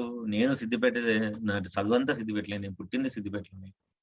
I feel very happy that I part of the Siddipet, because we attract to bad things easily, surrounded people like that. Okay, సరైన people అయినా వాళ్ళైనా కూడా అంతే కదా, వాళ్ళు టీనేజ్ అనుకున్నాం, వాళ్ళు అట్లా అయినారంటే ఏంటి? Because teenage there are sudden reactions, whether it is love or anger, any emotions sir. కరెక్టే. ఎందుకు అట్లా? at the age of teenage our mind is too confused. Exactly, I appreciate that. మీరు చెప్పే ప్రతి క్వశ్చన్ నిజం అది. కానీ నా ప్రశ్న ఏంటి, ఎందుకు అట్లా? మీరు చెప్పింది రైటే, ఆవేశం ఉంటది, కోపం ఉంటది, సడన్ గా వచ్చేస్తుంది, ఆలోచించలేము, మనం వెంటనే చేస్తాము, that's good. we get see things in our surrounding where we don't have ability to choose one path. We go different ways. Correct? Why it is happening? My question is that మీరు చెప్పిన అన్ని రైటే. Fantasy, love, influence ఇవన్నీ రైటే. ఎందుకు అట్లా ఉండాలి? Teenage పిల్లలు ఎందుకు అట్లా ఉంటున్నారు? ఎందుకు ఉండాలి? దేనికోసమని అట్లా ఉంటున్నారు? But I appreciate that some response, they attract easily. Correct? Why? Due to hormones. What kind of hormones? That's good. They attract easily. Fine. So, but I appreciate that responses have come. So, ippudu nenu cheptanu, dopamine, no, not because of the dopamine. Dopamine chemical will exist, but that is because of the happy neurotransmitter. That because of that we get motivation. Because of that we get what you call happiness. They're all fine. But the issue is why they become like that. Ante teenage putti nunchi manishi puttin nunchi ఇది పోతలేదు. మనిషి పుట్టిన నుంచి 24-25 years వచ్చేంత వరకు మనకి ఇక్కడ area ఉంటది. దీన్ని ఏమంటాం అంటే ప్రీఫాంటల్ కార్టెక్స్ అంటాం. సింపుల్ గా మెడికల్ టర్మినాలజీ ప్రీఫాంటల్ కార్టెక్స్, అబ్రివేషన్ ఏంటంటే పిఎఫ్సి అంటాం. ఈ పిఎఫ్సి కంప్లీట్ గా కన్స్ట్రక్ట్ కాదు. ఎప్పటి వరకు కన్స్ట్రక్ట్ అవుతుంది? This is always under construction till 24-25 years. That is the reason మన నిర్ణయాలలో ఏవైనా సరే శాస్త్రంగా తీసుకోవాలి అంటే మన మనిషి బ్రెయిన్ లో ఉపయోగించబడే ఏరియా పిఎఫ్సి. కానీ అప్పటికి పిఎఫ్సి ఫామ్ కాదు. అందుకోసమే ఎవరికైనా సరే ఈ పెళ్లిళ్ళు, ప్రేమలు ఉన్న వాళ్ళు పెళ్లి వైపు కన్వర్ట్ చేసుకోవాలి అంటే they have to wait till 26-27. ఎందుకనంటే ఈ 23-24-25 ఏరియాలోని ఏజ్ వరకు కంప్లీట్ ఫామ్ అవుతుంది. అప్పటికే మీకున్న అనుభవాల రీత్యా ఇక్కడ ఉన్న అన్ని న్యూరాన్స్ ఒకదానికోటి ఫైర్ అయిపోయి కనెక్ట్ అయిపోయి ఏది రేషనల్, ఏది ఇర్రేషనల్, ఏది సైంటిఫిక్, ఏది అన్సైంటిఫిక్, ఏది యూస్ఫుల్, ఏది నాట్ యూస్ఫుల్ అనే విచక్షణ చేయగలిగే శక్తి మనకి 24 years వస్తుంది. అప్పటి వరకు కూడా పిల్లలందరూ కూడా అన్రియలిస్టిక్ గా ఉంటారు, ఎమోషనల్ గా ఉంటారు. అందుకోసమే వ్యాపార కేంద్రాలన్నీ కూడా, వ్యాపార సంస్థలన్నీ కూడా, సినిమా సంస్థలన్నీ కూడా they realized this research result. కాబట్టే వీళ్ళని ఈజీగా మనం ప్రభావితం చేయగలము అని వాళ్ళు ఆ ఏజ్ ని అడ్రస్ చేసే పద్ధతి లోపల అన్ని అడ్వర్టైజ్మెంట్లు మన మీద తోచేస్తారు. పిల్లలు నేచురల్ గా తొందరగా ఇన్ఫ్లుయెన్స్ అవుతారు. కాబట్టి వెంటనే దాన్ని కొనాలనే నిర్ణయం తీసుకోగలుగుతారు. Because this is not formed, they really don't know what is right, what is wrong. So they always go whatever it is, make them feel happy. కాబట్టి వాళ్ళకి సంతోషం ఏది ఇస్తే అది చేస్తారు. అది చెడ్డనా మంచా తర్వాత రియలీ దూరిక బాధేవు. కాబట్టి బ్లేడ్ ఇట్లా కోసుకుంటే బాగా అనిపిస్తుంది అని అంటే ఏం ఆలోచన కూడా కోసుకుంటారు కూడా. సో అట్లాంటి స్టేట్ ఆఫ్ మైండ్ వాళ్ళకి, because their personality is not completely formed, వాళ్ళ neuron construction was not completely formed. So because of that reason they really don't take rational decisions, scientific decisions. కాబట్టి ఎవరైనా సరే ఆల్రెడీ ప్రేమలో ఉన్న వాళ్ళు don't take decisions immediately to jump into the marriage. ప్రేమ వేరు, పెళ్లి వేరు, ఈ రెండు ఒకటి కావు. అందరూ ఒకటే అనుకుంటారు. That is where the major problem is. కాబట్టి ప్రేమించుకున్న వాళ్ళు వెయిట్ టిల్ 26-27. స్టిల్ మీరు ఈ టీనేజ్ నుంచి అప్పటి వరకు కూడా ప్రేమ నిలబడితే then you can think over to convert into this marriage. అందుకోసమని ఈ టీనేజ్ లో ఉన్న వాళ్ళు చాలా ఎమోషనల్ డిస్కస్ చేస్తారు, ర్యాష్ గా డ్రైవ్ చేసి యాక్సిడెంట్ చేసుకుంటారు, చచ్చిపోతారు. చిన్న విషయం కోపం వస్తే వాళ్ళు అలుగుతారు, చిన్న విషయం కోపం వస్తే వాళ్ళని కొట్టేస్తారు. ఇలాంటి పనులన్నీ కూడా టీనేజ్ వయసులో పిల్లలు మాత్రమే జరుగుతుంది. కాబట్టి వాళ్ళు ఆ ఏజ్ లో డెసిషన్ కరెక్ట్ గా తీసుకునే ability, rationality will be very very minimal. కాబట్టి వాళ్ళకి అట్లా జరుగుతుంది. So how to understand the love in terms of chemistry, brain chemistry? In the context of relationship, chemistry is a simple emotion that two people get when they share special connection, and it is not necessarily sexual. It is impulse making one think, I need to see this person again, the feeling of we click. There are 2 significant chemicals ఉంటాయి neurotransmitter. Norepinephrine ఒకటి, serotonin ఒకటి. And contributing role through this neuromodulator effects, ఇవి major గా మనని బాగా influence చేస్తాయి. Whenever you talk to someone, వాళ్ళ నుంచి సంతోషం రాగానే వెంటనే మనకి డోపమైన్ రిలీజ్ చేస్తుంది. సో ఆ సంతోషమే మనకి, ఆ డోపమైన్ వల్ల వచ్చే సంతోషమే మనం దాన్ని ప్రేమ అని అనుకుంటాం.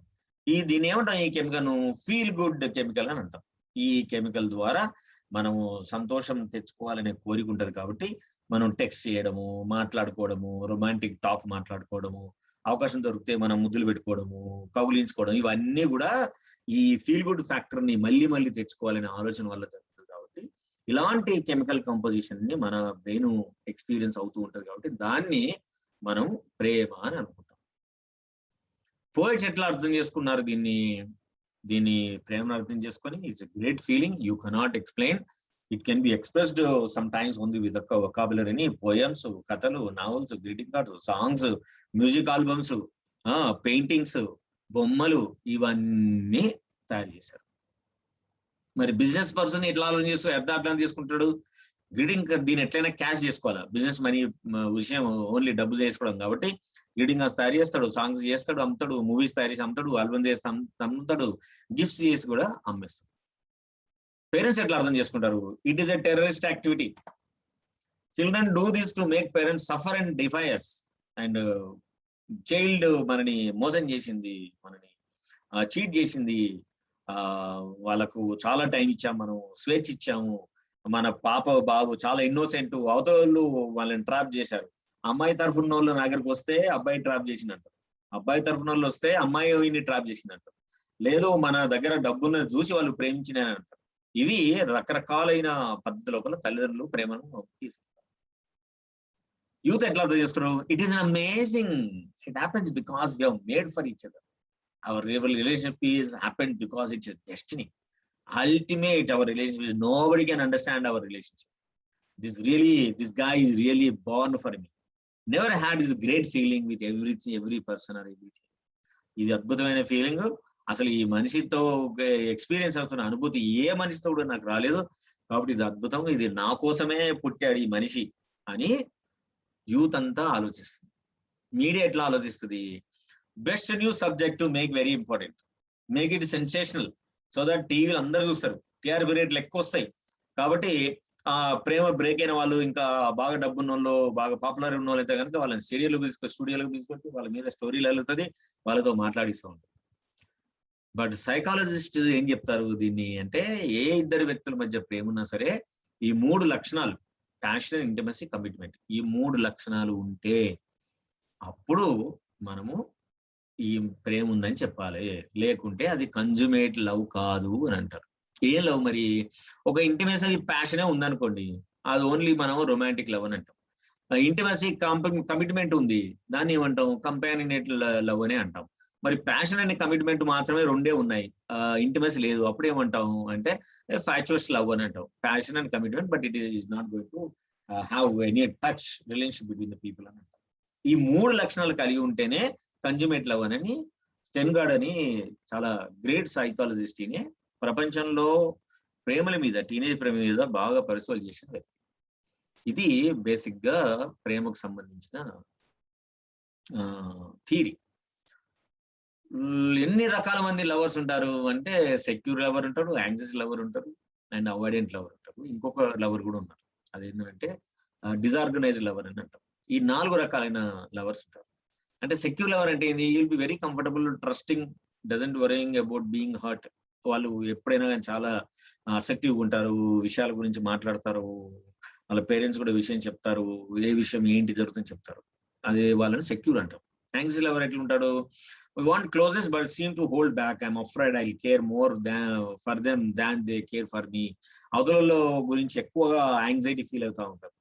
సో ఇట్లాంటి వాళ్ళు తొందరగా చాలా డిప్రెషన్ పోతారు, అవతలకి చిన్న వేరియేషన్ వచ్చినా సరే డిస్టర్బ్ అయిపోతారు. అవాయిడెంట్ lover, I don't need lot of closeness. So వీళ్ళు ఏం చేస్తారో ప్రేమిస్తున్నారని చెప్తారు, కానీ ఇంటిమేసీ ఉండదు, క్లోజ్ వచ్చి మాట్లాడరు. వాళ్ళు అవతల వాళ్ళ దగ్గరకు వస్తున్న కొద్ది వీళ్ళు దూరం పోతారు, అవతల వాళ్ళకు కన్ఫ్యూజన్ జనరేట్ అవుతుంది. తర్వాత ఫియర్ఫుల్ లవర్ అంటే డిజార్గనైజ్డ్ లవర్ ఏంటంటే ప్రేమించడం అని చెప్తారు కానీ వాళ్ళు కలవడ్డప్పుడు ఎక్కువ మాట్లాడరు, ఫోన్లు ఇస్తే ఫోన్లు ఎత్తరు, మెసేజ్ కూడా పెట్టరు, కానీ వాళ్ళు నమ్ము అని అంటారు. These are the 4 types of lovers we can see, and the relationship will be always only better with the first category, secure lover. ప్రపంచవ్యాప్తంగా చేసిన రీసెర్చ్ అన్నిది కూడా ఇది చెప్తుంది అంటే secure lover relationship will be always better. So ఇది basic గా మనము ప్రేమల గురించి మనం మాట్లాడుకునే విషయాలు. మరి రిలేషన్షిప్ ఎట్లా ఇది ప్రోగ్రెస్ అవుద్ది అంటే ABCDT అని చెప్తారు. Majority of the love relationships will fade away like this. First acquaintance అంటే ఎట్లా కాలేజీలో ప్రోగ్రామ్ అయితేనో, ఫ్రెండ్కు ఫ్రెండో, లేకుంటే మన చుట్టాల ఇంటికి ఫంక్షన్కి వెళ్తానో అక్కడ మనం కలుస్తాం. కలవంగానే అక్వైంటెన్స్ లో ఏం చేస్తాం మనం? ఫస్ట్ వెంటనే కలిసి ఏం కాలేజ్ చదువుతున్నావు అంటే పలానా గవర్నమెంట్ డిగ్రీ కాలేజ్, నువ్వేడ చదువుతున్నావు అంటే పలానా engineering college.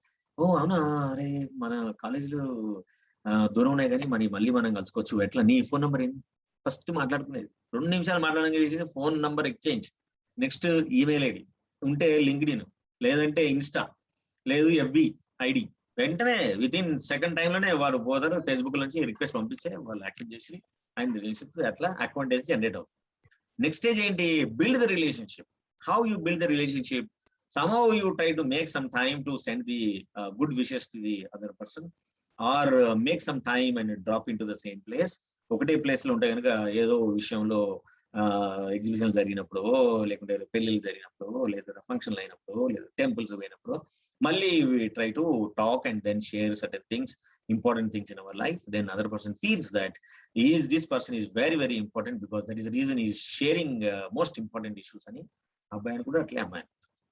Then continue relationship చేయాలంటే ఏం చేయాలా? మనం గిఫ్ట్లు ఇవ్వాలా. సో బర్త్డేకి గిఫ్ట్లు ఇస్తాం, కొత్త ఇంటికి పోతే గిఫ్ట్లు ఇస్తాం, పాస్ అయితే గిఫ్ట్లు ఇస్తాం, కొత్త బట్టలు కొనుక్కుంటే గిఫ్ట్లు ఇస్తాం. ఇట్లా they start continuing the relationship. In between something happen, trust break అవుతుంది. అవతల వ్యక్తులు మనం ఎక్కువసేపు గుర్తించలేము, నమ్మడం లేదు అని అనిపిస్తుంది, లేదు ఈ వ్యక్తి గురించి ఏదేదో ఇన్ఫర్మేషన్ ఎక్కడి నుంచో వస్తుంది. దెన్ స్లోలీ అదేం చేస్తాము, ఆ అబ్బాయో అమ్మాయో slowly they stop responding to the messages. ఒకప్పుడు ప్రతి క్షణం మెసేజ్ ఎప్పుడు వస్తుందా ఆన్సర్ చేసే వాళ్ళు కాస్త స్లోగా ఒక రోజు ఇచ్చిన మెసేజ్ 2వ రోజు ఇవ్వకపోవడం, ఫోన్ చేస్తే కూడా లేట్ గా రెస్పాండ్ కావడం, కొన్ని రోజుల తర్వాత ఎన్ని కాల్ చేసినా తీసుకోకపోవడం, స్లోలీ రిలేషన్షిప్ కాస్త డిటరేట్ అవుతా ఉంటుంది. తర్వాత ఏమవుతుంది? At some point of time the relationship will be terminate. ఇది ఎక్కువ శాతం రిలేషన్షిప్ లో జరిగే ప్రొసీజర్. మనం 100 మంది రిలేషన్షిప్ లో ఉన్నారనుకుంటే దానిలో 80 to 90% within 1 year, within 6 months లోనే ఫేడ్ అప్ అయిపోతుంది. Because if their personalities doesn't match it fades up. లేదు తర్వాత ఒక 1.5 year లో ఫేడ్ అప్. కొన్ని దే ఎగ్జిస్ట్, సస్టైన్. సో ఇట్లా రిలేషన్షిప్స్ అన్ని కంటిన్యూ అయ్యి ఆ రిలేషన్షిప్స్ వాళ్ళ పేరెంట్స్ దగ్గరికి వెళ్ళి వీళ్ళు చదువుకొని ప్రోగ్రెస్ అవుతూ ఉంటే అది మధ్యలో ఏ డిస్టర్బెన్స్ రాకుంటే కనుక అది పెళ్లి దగ్గరికి వెళ్తుంది. పెళ్లి దగ్గరికి వెళ్ళిన 10 కేసుల లోపల 10% అనుకుంటే దానిలో 50% పెళ్లి దగ్గరనే బ్రేక్ అవుతాయి. అటు తల్లిదండ్రులకు ఇటు తల్లిదండ్రులు. మిగిలిన ఎన్ని ఇంకా ఉన్నాయి? ఒక 5. ఆ 5లో కూడా చాలా స్ట్రగుల్ తోటి, చాలా పెయిన్ తోటి, చాలా వైలెన్స్ తోటి అవి మెల్లిగా పెళ్లి దగ్గరికి వెళ్తాయి. ఇది బేసిక్ గా ఇది dynamics about the love relationship. So this is how the relationship goes on. ఇది ప్రేమ గురించి మనం మాట్లాడుకునే విషయాలు. అయితే మనం అట్రాక్షన్ మనం ఎట్లా అర్థం చేసుకోవచ్చు, ఎట్లా మనం అర్థం చేసుకుంటామంటే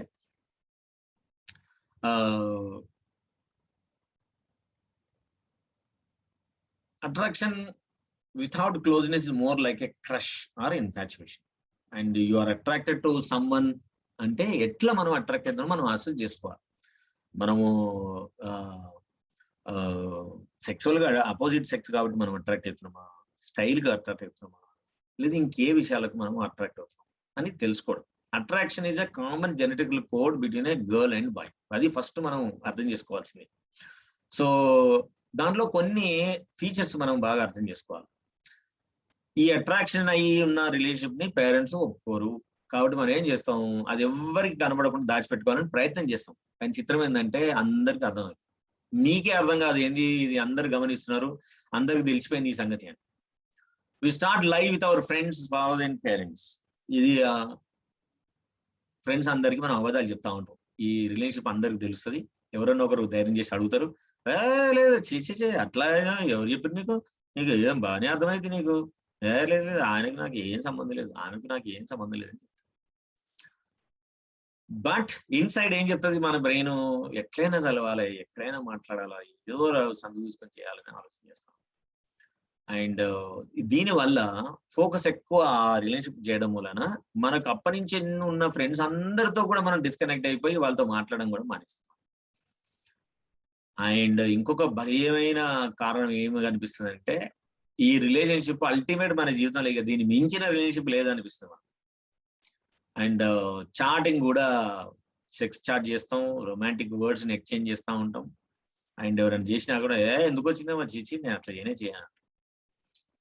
కానీ మరి అట్రాక్షన్ లో ఉన్న వాళ్ళు ఫిజియలాజికల్ చేంజెస్ ఏమొస్తుంది, సైకలాజికల్ ఫీలింగ్ ఏముంటది అంటే, ఈ మా సంబంధాన్ని ప్రపంచంలో ఎవ్వరు గుర్తించరు. అండ్ ఫిజియలాజికల్ చేంజెస్ అంటే శారీరకంలో ఏం మార్పులు వస్తాయి అంటే, body temperature, heart beat increases. మన ఆ వ్యక్తి గురించి మాట్లాడినా, ఆ వ్యక్తి ప్రెసెన్స్ లో ఉన్నా మన హార్ట్ బీట్ రైజ్ అవుతుంది అండ్ బాడీ టెంపరేచర్ ఇంక్రీజ్ అవుతుంది. అండ్ మనం ఆఫ్ అండ్ లోన్లీగా ఫీల్ అవుతా ఉంటాం. మన జెనిటాల్స్ కూడా చాలా మాయిషన్ అయిపోతాయి. అండ్ దానికోసం మనం డబ్బు ఇన్వెస్ట్ చేస్తాం, వాళ్ళ కోసం ఇంట్లో దొంగతనాలు చేస్తాం, ఏదో కారణం చెప్పి ఇంకో కారణం డబ్బు తీసుకొచ్చి వీళ్ళ కోసం మనం ఖర్చు పెట్టేస్తాం. And feeling to have sex also it increases more and more. So ఎట్లయినా సరే ఆ వ్యక్తితో కలిసి జీవించాలనే కోరిక అది అమ్మాయి కానీ అబ్బాయి కానీ బలంగా కలుగుతూ ఉంటది. ఇట్లాంటి సిమ్టమ్స్ ఉంటే ఇది ఒక అట్రాక్షన్ అని మనం గుర్తించాలి. స్టెన్బర్గ్ ప్రిన్సిపల్ ప్రకారం ఇంతకుముందు చెప్పాం కదా, ఇంటిమసీ, ప్యాషన్, కమిట్మెంట్. వీటితో పాటు అందరు గుర్తించుకోవాల్సింది ఏంటంటే, ప్రేమకి మారే లక్షణం ఉంటది. ఇది అందరికి తెలియని విషయం. ఒక్కసారి ప్రేమిస్తే జీవితాంతం మన కోసం ఉంటారు అవతల వ్యక్తులు అనుకుంటారు. But it is wrong. Love keep on changes. ఏ ఇద్దరు వ్యక్తుల ప్రేమ అయినా కానీ తగ్గుతుంది. కొంత సమయంలో మాత్రం గాఢత ఉంటుంది. మీరు మీ అమ్మ పిల్లలకు సంబంధించి చూడండి. పిల్లలు పుట్టిన తర్వాత అమ్మ లేకుంటే ఏ మనిషి జీవితం కొనసాగదు. జంతువులకు కొనసాగుతుంది కానీ మనుషులకు మనం కొనసాగదు.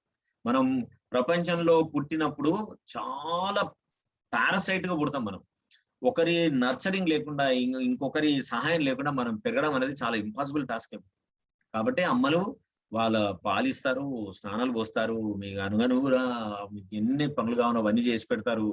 అనారోగ్యం పాలైతే మెడిసిన్ ఇప్పిస్తారు. మెల్లగా సంవత్సరం తర్వాత నడుస్తాము, ఆ తర్వాత మాట్లాడతాము, ఆ తర్వాత మనకు కొంచెం ధైర్యం వస్తుంది. 3 సంవత్సరాలు మాత్రం పిల్లలందరూ తల్ల మీదనే పెరుగుతారు. అప్పుడు అమ్మ అడుగుంటే అమ్మ ఎడిపోయింది అని ఏడుస్తూ ఉంటుంది. కొంతసేపు అవుతుంది, అమ్మని చూస్తేనే కోపం వస్తుంది. మనం ఇమాజిన్ చేయండి how it changes. Same thing happens to everybody. ఈ డైనమిక్స్ మనకు తెలియకుండా, తెలుసుకోకుండా ప్రేమ అంటే అద్భుతం అది ఇదని అని అనుకుంటున్నాం. అనుకొని we take sometimes very wrong steps in our life and that really disturbs your life. ఈ ప్రేమకు సంబంధించి మేము చేసిన పరిశోధనలు ఏం తెలిసిందనంటే, ఈ ప్యాషన్, ఇంటిమసీ, కమిట్మెంట్ తో పాటు ఇంకొక 3 లక్షణాలు కూడా ప్రేమించాలనుకున్న వాళ్ళు, ప్రేమలో ఉన్న వాళ్ళు కూడా ఇంప్రూవ్ చేసుకోవాలి. ఏంటి? Well mental health, secure personality, మంచి మానసిక ఆరోగ్యం ఉండడం, అండ్ ఈ ఎమోషన్స్ గురించి అవేర్నెస్ తెలుసుకోగలిగి ఉండడం, కాంపిటేటివ్ స్పిరిట్ కలిగి ఉండడం. ఈ 6 లక్షణాలు ఉంటే మన ఇండియన్ సిస్టమ్ లోపల ఆ ప్రేమ చాలా రోజుల పాటు కలిసి ఉండడానికి ఎక్కువ అవకాశం ఉంటుంది. ఇది this is about relationship, attractions and love. Now I will stop here. Now I want questions from you. ఎవరు మాట్లాడతారు చెప్పండి. ఎవరు ప్రశ్నలు మాట్లాడాలనుకుంటే సార్ని అడగండి, మాట్లాడుతుంది. లేదు మీరు చాట్ బాక్స్ లో పోస్ట్ చేసినా సరే ఐ గివ్ ఆన్సర్స్.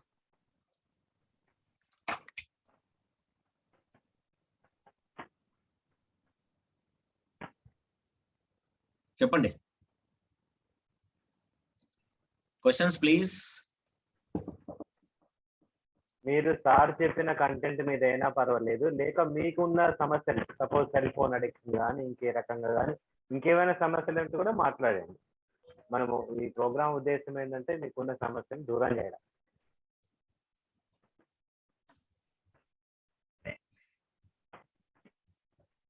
సరే, మీ ప్రేమ మాకు అర్థం కాకపోవచ్చు, అట్లాంటి సమస్యలు ఉంటే చెప్పొచ్చు. అది లేదు అని అనుకుంటే ఇంకా వేరే సమస్యలు ఉంటే చెప్పండి. అంటే ఐ మీన్ కాన్సన్ట్రేట్ చేయలేకపోతున్నాం చదువుల మీద, ఇంకేమన్నా ఇష్యూస్ ఉంటే, ఫ్రెండ్స్ సరిగా ఉండలేకపోతున్నాం, ఇట్లాంటి ఏమన్నా ఉంటే మీరు అడగండి. Thank you. There are some questions have come. One is how to avoid mobile. Next inko question. Okay.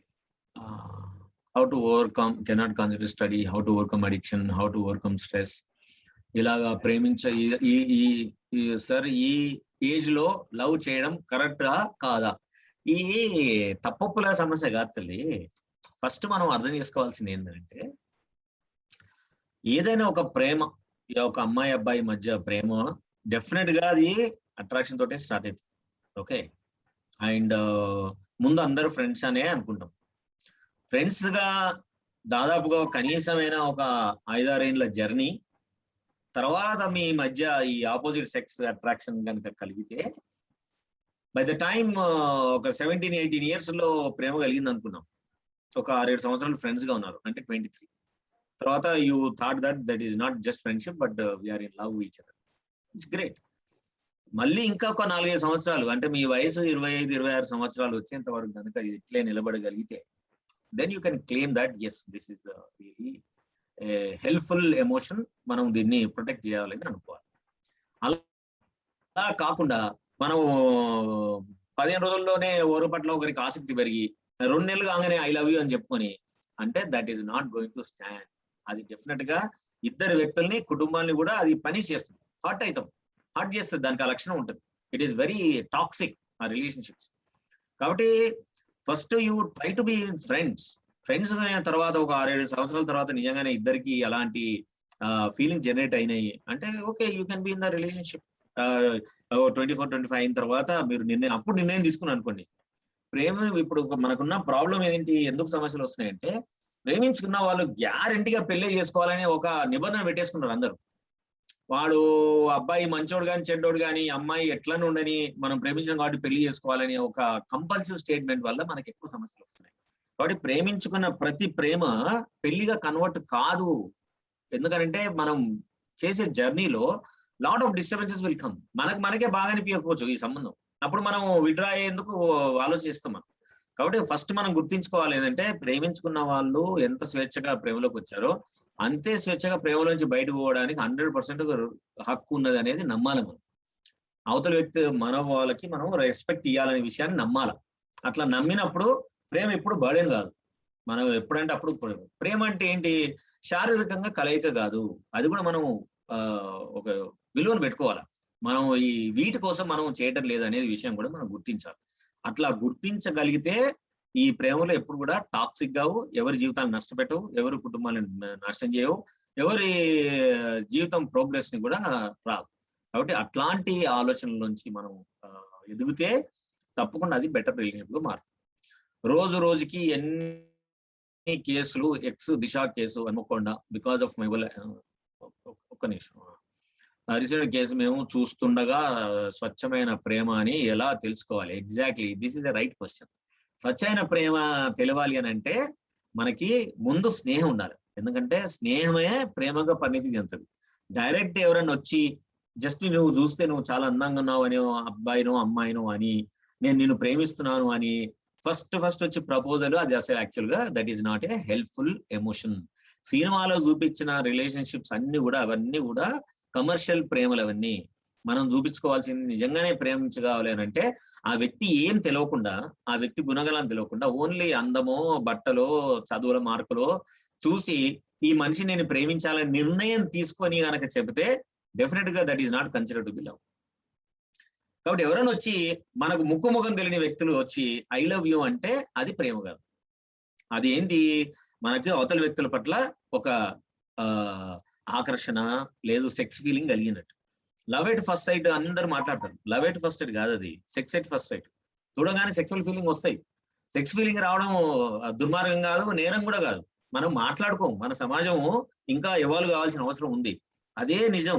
మనకు నిజంగానే మనిషికి సెక్స్ ఫీలింగ్స్ ఏమి రావటం లేదు టీనేజ్ లో అంటే దేర్ ఇస్ అ ప్రాబ్లం ఉన్నట్టు, వ్యక్తికి అనారోగ్య పాలు ఉన్నాడు, ఆరోగ్యంగా లేదని అర్థం.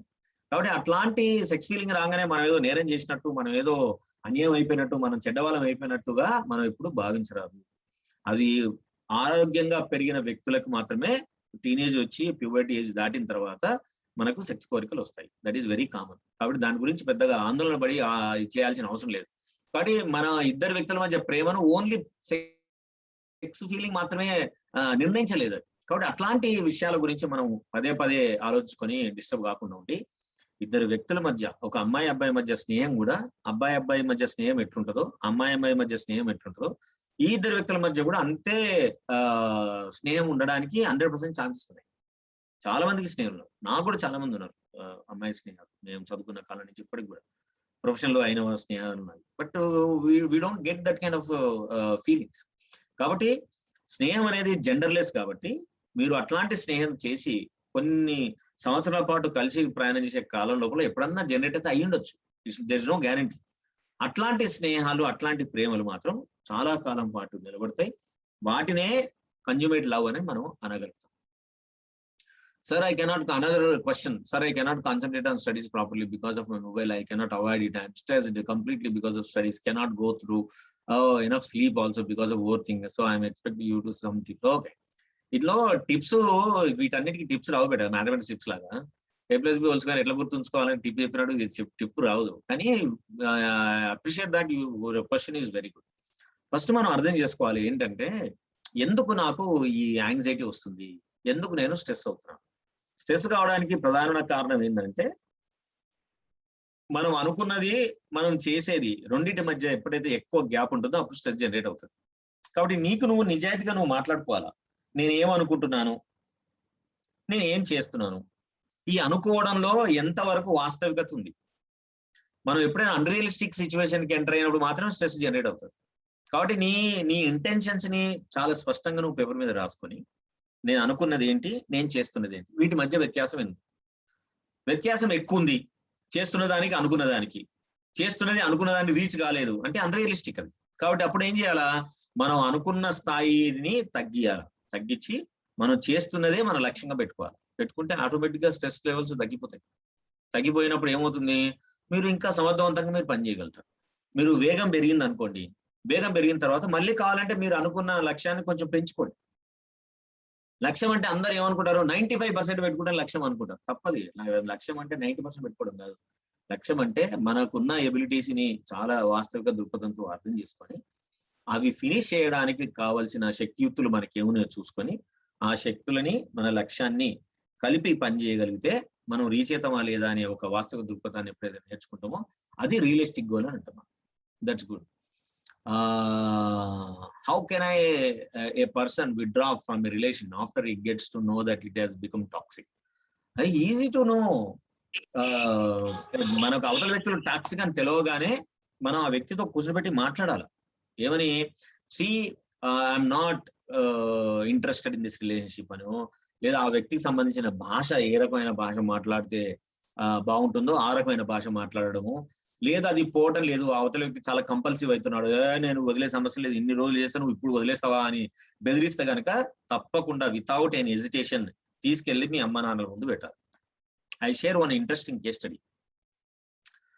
2019లో ఒక బిజినెస్ టైకూన్ వాళ్ళ అమ్మాయి తీసుకొని వచ్చిండు. ఏంటి అంటే, అమ్మాయి షీఈ్ నాట్ వెల్, వారం రోజుల నుంచి కాలేజీ పోతలేదు, ఇంజనీరింగ్ ఫస్ట్ ఇయర్ అవుతుంది, చాలా డల్ గా ఉంటుంది, ఎందో సార్ తెలియట్లేదు అని తీసుకొస్తే ఏంది, when I spoke to her, ఆమె ముఖం చూసి ఆమె మాట్లాడే భాష చూడంగా నేను అడిగాను అమ్మాయిని, ఏంట్రా ఎందుకు అట్లా ఉంటున్నావు, ఆర్ యూ ఇన్ రిలేషన్షిప్ అని అన్నా. అంటే అవును సార్ రిలేషన్షిప్ లో ఉన్నాను, ఏం చేయాలో తెలియట్లేదు, ఇట్లా అయింది టాక్సిక్ అని.